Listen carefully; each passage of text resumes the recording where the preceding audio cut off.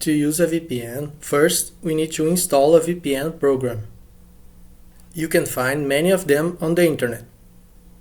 Some examples of free VPN programs are Proton VPN and TunnelBear. You can find more by searching free VPN.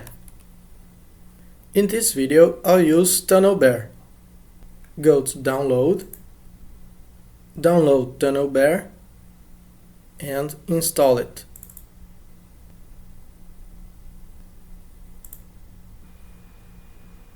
Create an account. Many of the VPN programs will require you to have an account and log in. After you have logged in, now you can see your VPN options. If you click in one of these countries, the VPN will be connected to that country. So for example, let's click on Norway. Now I'm using a VPN of Norway. If you want to use a different country, just search for the countries available in your VPN program. After you are done, you can disconnect the VPN.